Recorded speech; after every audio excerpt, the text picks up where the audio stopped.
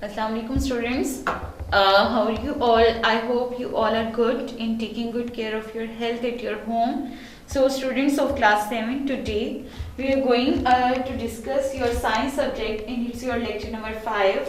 So we will discuss today your unit number 6 on your page number 137. So open up your books along with you बच्चे.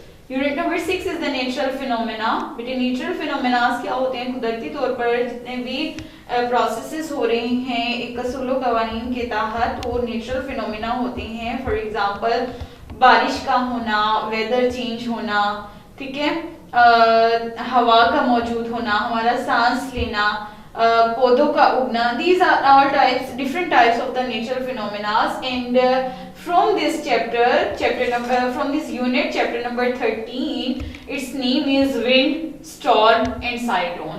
So ये wind, storm and cyclone, these are also occur by the natural phenomena. For example, हवाएं चलती हैं, storm तूफान आती हैं, cyclones होते हैं.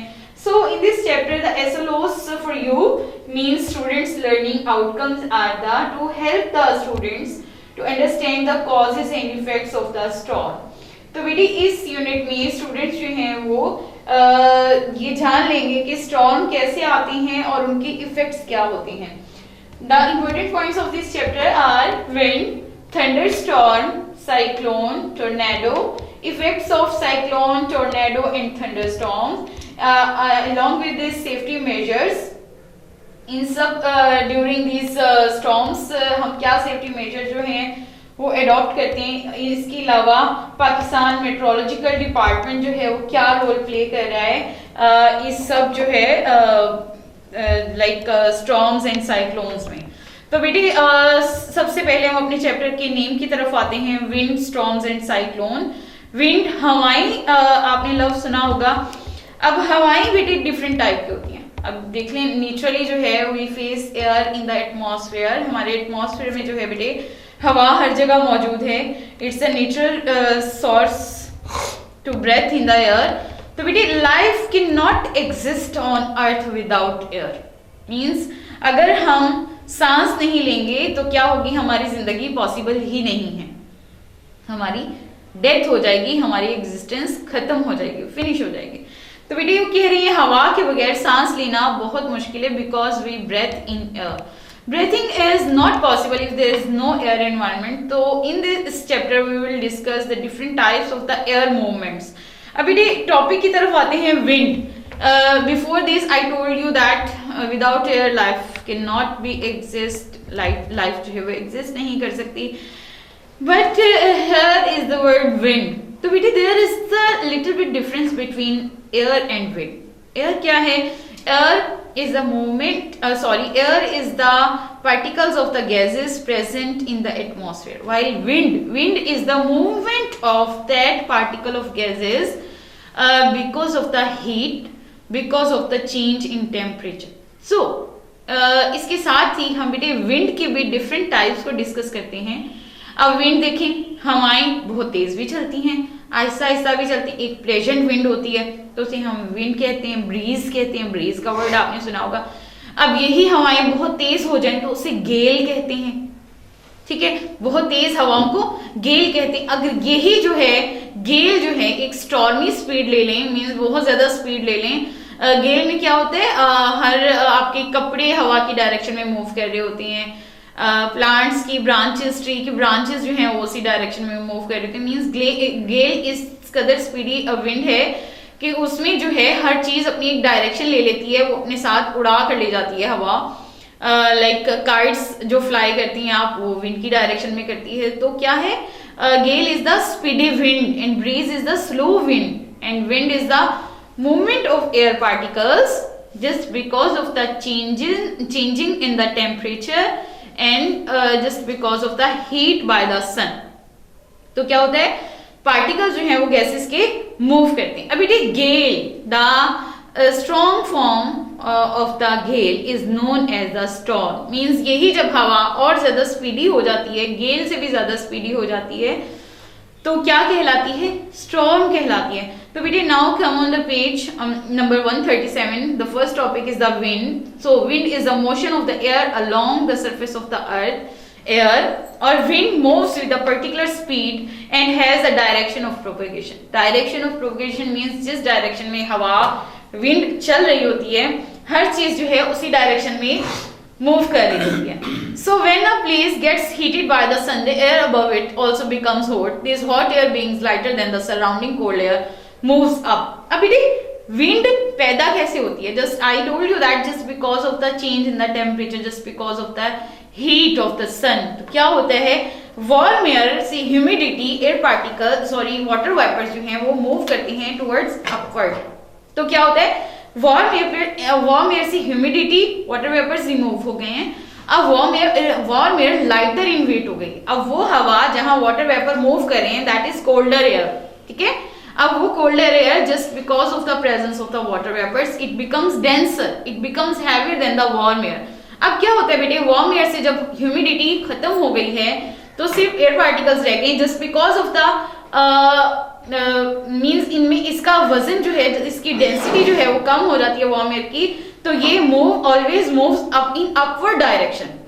And cold air, just because of its heavy density, it moves downward direction. It moves in downward direction. So this is the movement of propagation of wind. Moving air exerts pressure on everything that comes along in its way and tries to push them along the direction of its movement. अब जैसे हवा move करती है वो अपनी direction के लिहाज से हर चीज को उसी तरह जो है वो मूव कर रही होती है, क्योंकि moving air exert pressure on everything. वो प्रेशर अप्लाई कर हर चीज को अपनी डायरेक्शन में जो है वो अपने साथ मूव करवाती है. अभी डे फॉलोइंग एग्जांपल्स कुछ आपको दिए हुए हैं that the moving air exerts pressure on everything. For example leaves हैं, ब्रांचेस ट्रीज की, वो हमेशा हवा की डायरेक्शन में बेंड कर जाती हैं, हवा की डायरेक्शन में जो है वो मूव कर रहे होते हैं.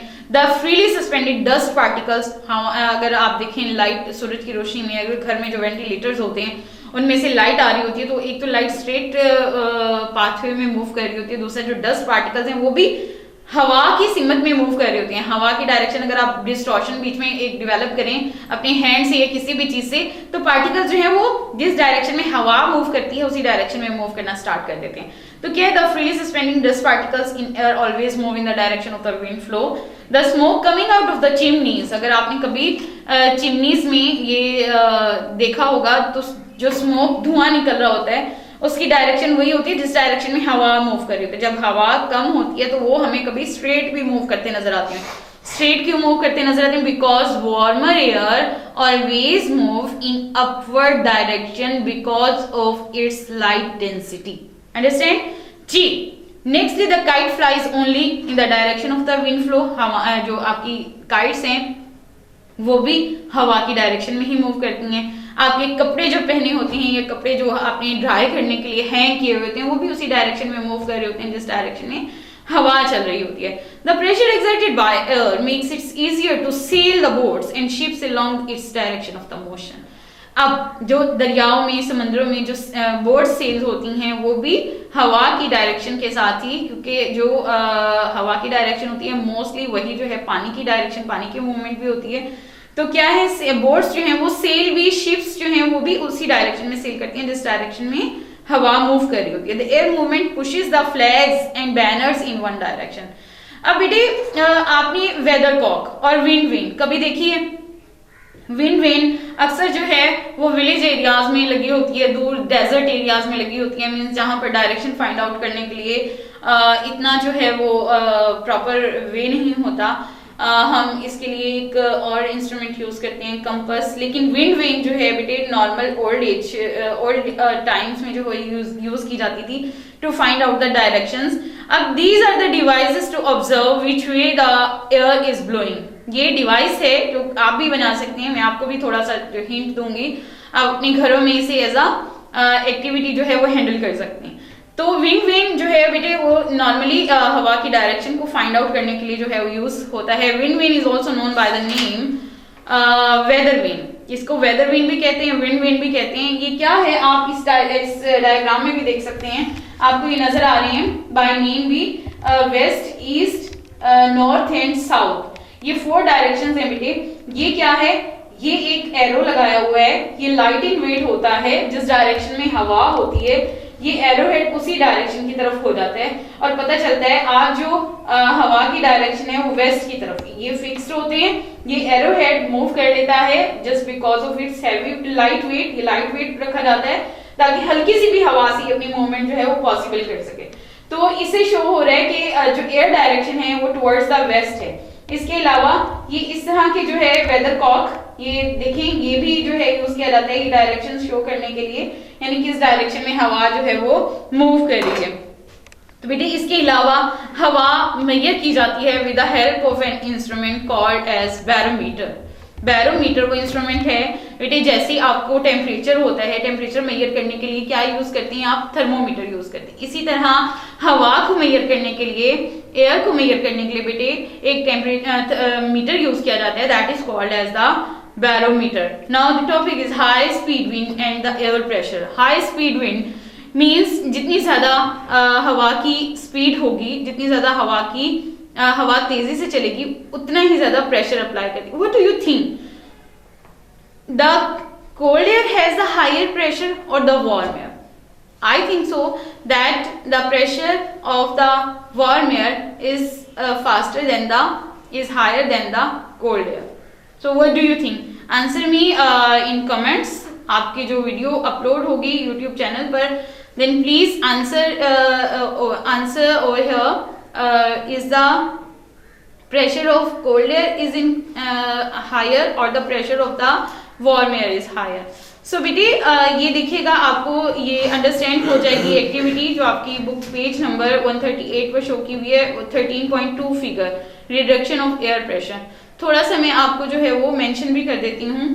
बेटे क्या होता है, as you swim you know that the pressure of the water on your body increases when you go deeper in the water. जैसे जैसे आप पानी में बहुत नीचे जाते जाते हैं तो आपको महसूस होता है कि आपकी बॉडी पर पानी का वेट, पानी का प्रेशर ज्यादा होता जा रहा है। Similarly the air around surrounding the earth surface exerts a pressure on it. इसी तरह जो जमीन के इर्द गिर्द हवा है वो सारी जमीन पर प्रेशर लगा रही होती है। So at certain point of time every region on the earth surface has a certain air pressure.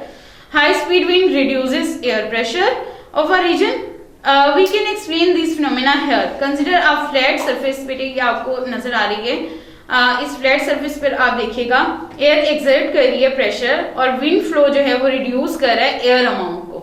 और ये आपको दिखा रहा है कि when wind flows at high speed it carries away some volume of the air with it. This reduces the amount of air that rest over the flat surface. Thus the air pressure exerted on the flat surface reduces. क्या होगा, जब हवा ज्यादा speed से speedily जो है वो move कर जाएगी, तो एक दफा तो हवा मूव कर गई ना, अब इस जगह पर जो स्पीडीली विंड मूव करगी इस जगह पर प्रेशर क्या होगा, तो ये आपने जो है वो खुद से जज करना है एक्टिविटी के थ्रू भी और बताना भी है कमेंट्स में।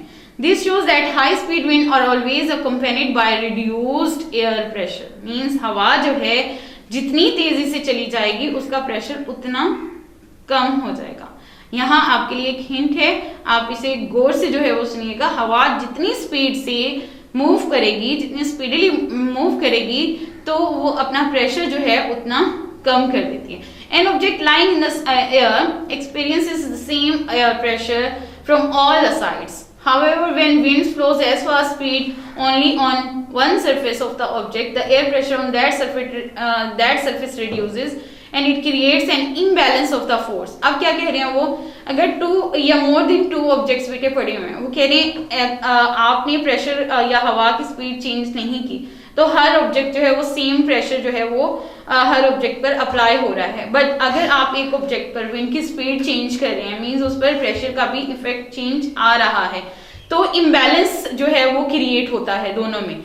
यानी वो ऑब्जेक्ट जिस पर हवा का प्रेशर चेंज हुआ और बाकी के ऑब्जेक्ट्स जिस पर हवा का प्रेशर सेम रहा, तो जो ऑब्जेक्ट ये फेस कर रहा है चेंज इन प्रेशर और चेंज इन स्पीड, तो यहाँ इम्बैलेंस ऑफ एयर प्रेशर जो है वो क्रिएट होता है। और इसकी वजह से बेटे एक इफेक्ट जो है वो हम फेस करते हैं, lifting up of the roofs. छतें जो हैं, मकानों की जो छतें हैं वो उखड़ जाती हैं, वो उतर जाती हैं। तो ये क्यों होता है? Just because of the change in the pressure, जो सडन चेंज इन प्रेशर आता है जब ये स्टॉर्म्स आती हैं, आंधी तूफान आते हैं बेटे, ये बहुत तेजी से चल रही होती हैं, तभी जो है वो लिफ्ट हो जाती है ना रूफ्स। अब ये क्यों होता है? क्योंकि सडन चेंज आ रहा होता है इन the temperature, in the pressure of the air. अब roofs of the huts in the villages usually blow up when high speed wind flow. The high speed wind reduces the air pressure on the upper side. अब बेटे high speed wind flow है means the air is warm, high speed ही ज्यादा speed से warm air ही जो है वो move करती है, कोल्ड भी कर सकती है but it depends upon the pressure. अब the high speed wind reduces the air pressure on the upper surface of the roofs. However, the air pressure on the lower surface remains the same. अब आप अगर इस diagram को देखें बेटे, हवा बहुत स्पीड से चल रही है, देखिए हाई स्पीड विंड है, ठीक है, प्रेशर, हवा तो चली गई यहाँ से, तो प्रेशर क्या हो गया? रिड्यूस हो गया। प्रेशर, गर्म हवा चली गई ना बेटे, तो किसने जगह ले ली उसकी जगह? कोल्ड एयर ने, तो इसका प्रेशर ऑटोमेटिकली कम हो गया यहाँ पर। अब जब ये चेंज इन प्रेशर और स्पीड में आया तो क्या होता है? ये नीचे वाली सरफेस का प्रेशर तो रहता है सेम, ठीक है। अब यहाँ पर प्रेशर और स्पीड जो है वो ऑलमोस्ट सेम है। इफेक्ट कहाँ हुआ? इस रूफ पर। और ये जब चेंज आता है तो ये क्या करता है? ये पॉजिटिव प्रेशर अप्लाई हो रहा है नीचे की तरफ से, जहां पर यूनिफॉर्म प्रेशर, यूनिफॉर्म स्पीड है विंड की। तो बेटे क्या होता है? जो रूफ्स हैं वो खड़ जाती हैं, वो लिफ्ट अप हो जाती हैं just because of the change in the speed and pressure of the air. बेटे high pressure and low pressure regions. अब अगर हम देखें तो आपको ये रीजन्स नजर आ रहे हैं इस डायग्राम में। ट्रॉपिकल इक्वेटर, ठीक है, इक्वेटर है, उसके राउंड जो है वो ट्रॉपिकल एरियाज हैं, और फिर उसके बाद वार्म टेम्परेचर जोन शुरू हो जाता है, फिर कूल टेम्परेचर और फिर कोल्ड, ठीक है बेटे। ये आपके पोल्स हैं, ठीक है, आपके पोल्स है साउथ नॉर्थ, इन पर जो है वो कोल्ड टेम्परेचर होता है और इक्वेटर पर क्या टेम्परेचर होता है ये आपने जो है वो डिस्कस करना है अभी हमने इस चैप्टर में। Air becomes hot by the energy coming from the sun, warm air being lighter than the cold air always moves up. ये फिनोमेना है बेटे कि वार्म एयर अपनी लाइट इन वेट की वजह से हमेशा ऊपर की तरफ मूव करती है और कोल्ड एयर जो है उसकी जगह ले लेती है and it reduces the pressure in that region. और जब वार्म एयर मूव कर गई, ठीक है बेटे, तो कोल्ड एयर ने उसकी जगह ले ली। कोल्ड एयर हैवी डेंसिटी रखती है, हैवियर इन वेट होती है देन द वार्म एयर, तो क्या है इजीली मूव नहीं करती and it applies and it reduces the pressure of the wind. This creates the region of low pressure on the earth. अब इस जगह, इस जमीन पर प्रेशर जो है वो लो हो जाता है। Cold air being heavier than the warm air always moves down. Cold air heavier in weight की वजह से, वजन ज्यादा होने की वजह से देन द वार्म एयर हमेशा नीचे की जानिब मूव करती है, डाउनवर्ड डायरेक्शन में मूव करती है। तो बेटे this is the reason why the air pressure is more in cold regions and these regions are called as the high pressure regions। means वो areas बेटे, ये cold areas है ना, यहाँ पर high pressure regions हैं, ये warm temperature regions हैं, तो means यहाँ पर ये low pressure regions हैं, यहाँ पर pressure जो है वो कम हो जाता है क्योंकि गर्म हवा मूव कर जाती है और उसकी जगह कूल एयर ले लेती है। Cool air heavier in wait होती है तो इजीली जो है वो मूव नहीं कर पाती और अपना प्रेशर जो है वो ज्यादा रखती है। तो बेटे एयर मूवमेंट्स और विंड करंट्स। अब एयर मूवमेंट और विंड करंट क्या होता है बेटे? एयर मूवमेंट और विंड करंट की ही वजह से बेटे हम टू टाइप्स की ब्रीज जो है वो फेस करते हैं। टू टाइप्स की ब्रीज ये हैं, sea breeze and the land breeze. आप देख सकते हैं बेटे यहाँ पर डायग्राम में sea breeze and land bridge. Land breeze और सी ब्रीज में क्या होता है बेटे? It is just because of the air movements और द विंड करंट्स। क्या होता है? Change in temperature. आप देखिए सी ब्रीज में आपको सन, सूरज नजर आ रहा है, means it is also called a day time breeze, यानी दिन के वक्त जो हवाएं चलती हैं बेटे, आप देखिए सन जो है वो निकला हुआ होता है, हवाएं जमीन पर गर्म होती हैं, तो समंदर का एरिया जो है वो कूल होता है। जमीन की गर्म हवाएं जब मूव करती हैं towards the cooler air of the ocean, तो रात के टाइम यही फिनोमेना जो है वो इन्वर्स हो रहा होता है, तो जब दिन की गर्म हवाएं मूव करती हैं समंदर की तरफ, ठीक है, तो क्या होता है, इस तरह से सी ब्रीज कॉज होती है। लेकिन इसी तरह जब रात को सूरज नहीं होता तो जमीन की जो हवाएं हैं वो ठंडी हो जाती हैं एंड इट मूव्स, ये जो समंदर की गर्म हवाएं हैं वो मूव करती हैं towards the cooler air of the अर्थ, और जो जमीन की कूलर एयर्स हैं वो मूव करती हैं towards the warm air of the ocean. अब क्या है बेटे, ये जब मूव करती हैं तो ये एक दूसरे की प्लेस जो है वो चेंज कर रही होती हैं। जैसे गर्म हवा मूव करती है उसकी जगह ठंडी हवा ले लेती है, ठीक है, और जब ठंडी हवा मूव करती है तो उसकी जगह गर्म हवा ले लेती है। तो बेटे high temperature and low temperature zone जमीन के, earth is round in shape and the equator divides the earth in north and south hemisphere. You can see in your diagram book page number 140. तो बेटे इस the position of the any point on the earth between its poles and its equator is marked by the latitude. ये equator और poles के दरमियान की position जो है वो लैटिट्यूड जो है वो मार्क की जाती है। The regions around the equator are hotter. अब इक्वेटर के इर्द गिर्द जो रीजन्स होती हैं जो आपको नजर आ रही हैं ट्रॉपिकल रीजन्स, ये हॉटर होती हैं, और पोल्स पर जो रीजन्स होती हैं वो कूलर होती हैं, ज्यादा कोल्ड होते हैं। अब बेटे the regions are called as the high temperature zones, और इसके अलावा वो रीजन्स अराउंड द पोल्स ये कोल्ड ज्यादा ठंडे होते हैं, यहाँ पर सनरेज जो है वो ज्यादा नहीं पहुंच पाती। So these region are called as the low temperature zone, ठीक है। अगर लो टेम्परेचर जोन है तो मीन्स यहाँ पर प्रेशर ज्यादा है, और जो हाई टेम्परेचर जोन है यहाँ पर प्रेशर कम है, ठीक है बेटे। तो बेटे ये था आपका high temperature and low temperature zone का। अगेन आपको बता देती हूँ, लो टेम्परेचर जोन है तो मीन्स हाई प्रेशर एरिया है, हाई प्रेशर रीजन है, और यहाँ पर हाई टेम्परेचर जोन है तो मीन्स ये लो प्रेशर रीजन हैं, यहाँ पर प्रेशर जो है वो कम होता है। बेटे विंड जब फ्लो करती है from sea towards the land, it brings rain, means जब समंदर से हवाएं चलती हैं और जमीन की तरफ आती हैं तो बारिश कॉज करती हैं, बारिशें होती हैं, और जब ज्यादा बारिशें होती हैं that season is called as the monsoon. ये बहुत अवेयर हैं आप इस नेम से, पाकिस्तान में एक सीजन है मॉनसून का, जब आता है तो बारिशें ज्यादा होती हैं, मीन्स समंदर से ज्यादा हवाएं उठ रही होती हैं और वो मूव करती हैं towards the warmer regions of the earth. So we did, however, sometimes heavy rainfalls during the monsoon leads to the natural calamities like flood. हमें फ्लड भी फेस करने को मिलता है। Its two dangerous forms are the thunderstorms and cyclones. I told you earlier that the heavy or the speedy gale is known as the storm. अब it is now we are moving towards the next topic is the thunderstorm. अब thunderstorm क्या होता है? वही तूफान, वही हवाएं, तेज हवाएं, उनके साथ बारिशें, गरज चमक के साथ जो बारिशें हो रही होती हैं with lightning effect are called as the thunderstorm. And normally in Pakistani region we faced different types of thunderstorm. A storm that has both thunder and lightning is known as the thunderstorm. It is violent weather condition of the heavy rainfall and high speed wind. इस weather में क्या होता है, बहुत ज्यादा speedy wind चलती हैं और बहुत ज्यादा बारिशें होती हैं। On a hot summer day swear heating of the air creates very strong upward moving wind. क्या होता है, जब बहुत ज्यादा गर्मियां होती हैं तो जमीन से गर्म हवाएं उनकी डायरेक्शन क्या होती है, always move up in upward direction. तो गर्म हवाएं जो हैं ऊपर की तरफ उठती हैं और उनकी प्लेस, उनकी जगह लेने के लिए समंदर की तरफ से जो ठंडी हवाएं उठती हैं वो आ जाती हैं। So as this winds move up, the water vapors present in it changes into droplets and freezes.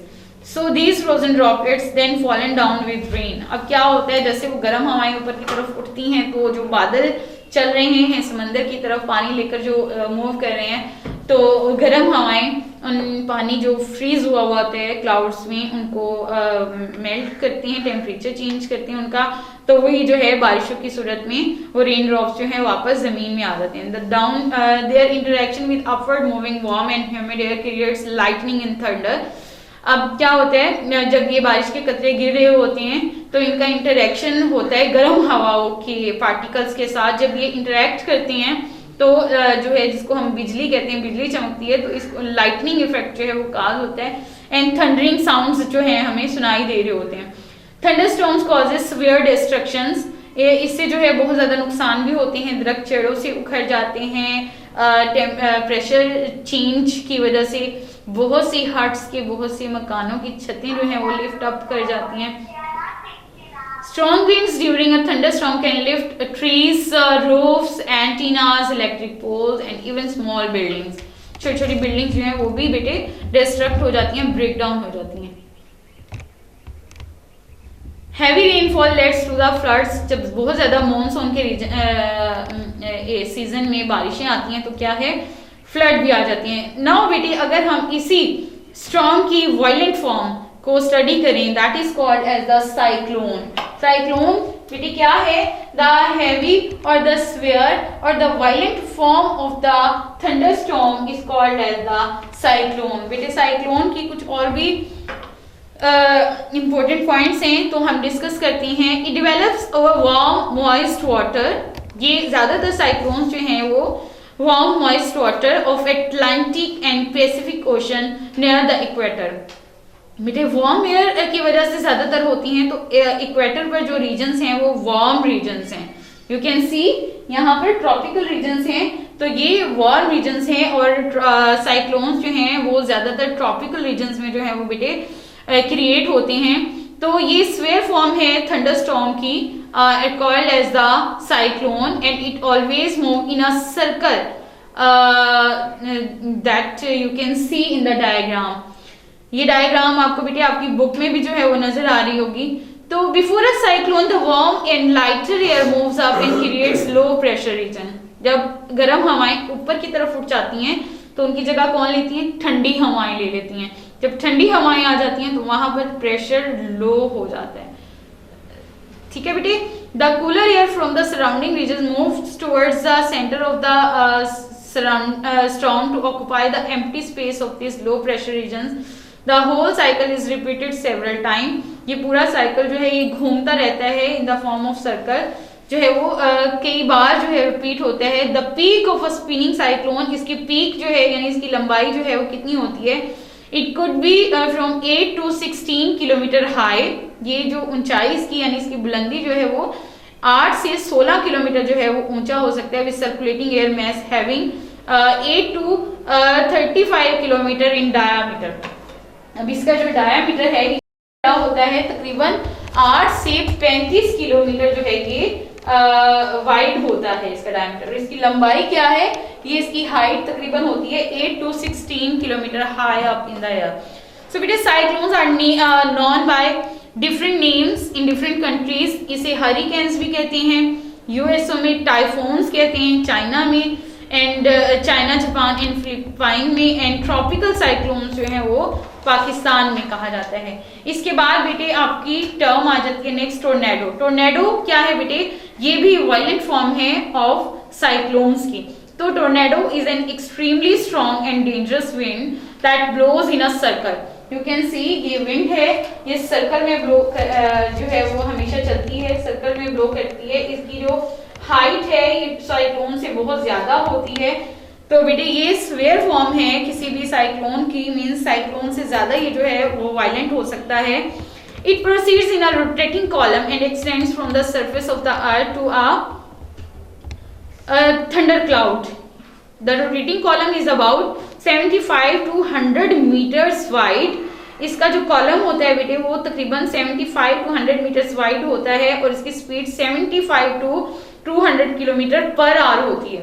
ठीक है, इसका कॉलम कितना है, ये 75 to 100 मीटर्स जो है इसका कॉलम जो है वो वाइड होता है। अब बेटे ये हमेशा जो है राइजिंग कॉलम होता है, hot air meets a horizontal current of the cold air, tornado is form. Then a tornado is formed, air gets sucked out of the center of the column and high speed wind starts spiraling around this low air pressure region. Its circulating air mass usually has a funnel shape, means बेटे cyclone tornado की shape जो है वो almost funnel की तरह की होती है, कीफ जिसे आप कहते हैं नॉर्मल रूटीन में।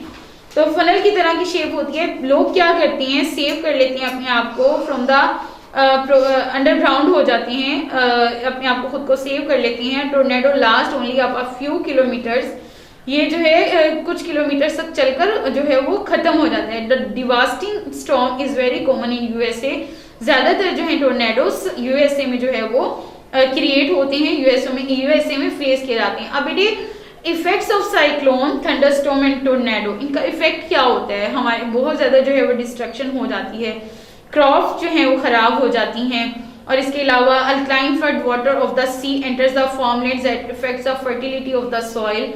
क्रॉप्स खराब हो जाती है क्योंकि जब फ्लड्स आती हैं मॉनसून के रीजन में हैवी रेनफॉल की वजह से, थंडरस्टॉर्म्स की वजह से, तो क्या होता है फर्टिलिटी सॉइल की खत्म हो जाती है क्योंकि समंदरों का पानी बहुत ज्यादा सॉल्टी होता है, एल्कलाइन होता है, और ये फर्टिलिटी को डिस्टर्ब कर देता है।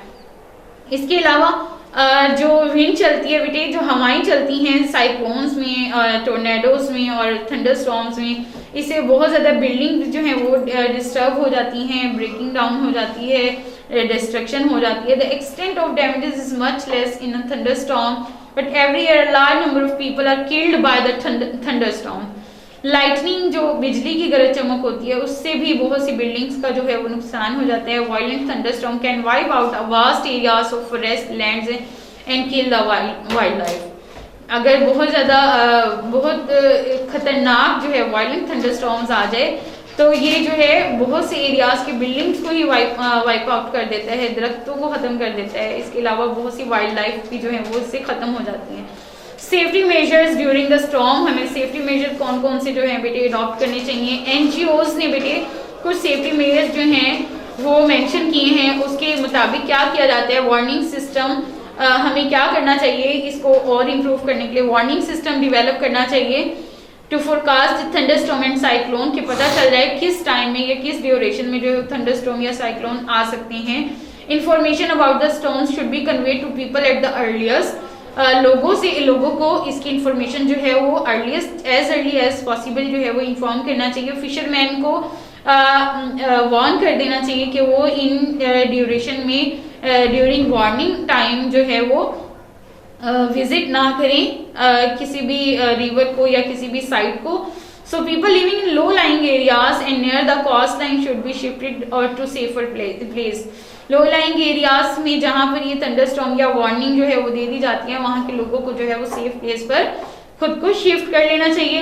अपने पीने के लिए पानी जो है वो एनफ सेव कर लेना चाहिए ताकि उन्हें जो है किसी भी किस्म का शॉर्टेज ऑफ वाटर जो है वो फेस ना करना पड़े।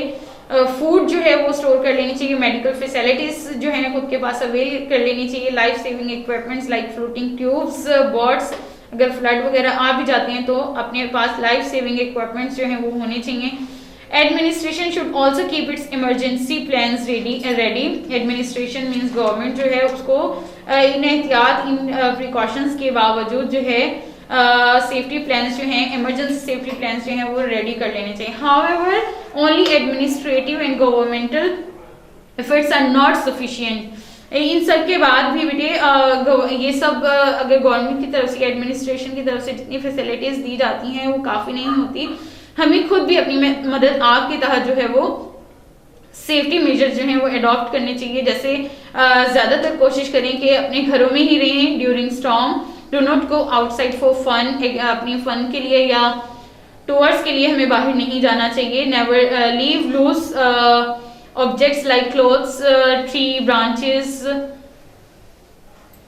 Sign boards ETC on your roof. हमें अपनी जो है वो छतों पर या अपने घरों के ऊपर जो है वो कपड़े, दरख्त या साइन बोर्ड्स वगैरह नहीं लगवाने चाहिए क्योंकि जब हवाएं चलती हैं तो वो बहुत स्पीड से चलती हैं और अपने साथ जो है इनको उखाड़ कर ले जाती हैं।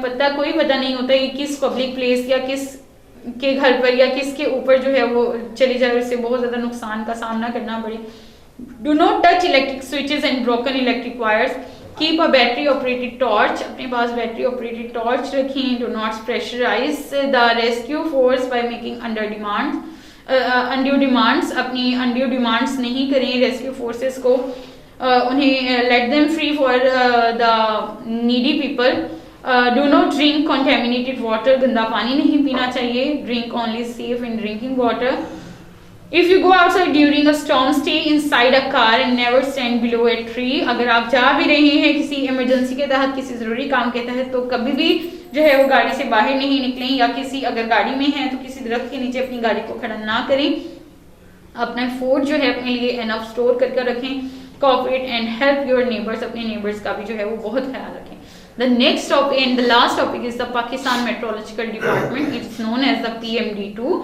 So बेटे ये डिपार्टमेंट जो है was established with the following objectives. ये डिपार्टमेंट किस मेट्रोलॉजिकल डिपार्टमेंट है, तो ये अलार्मिंग सिचुएशन से अवेयर करने के लिए एक डिपार्टमेंट जो है वो डेवलप किया गया।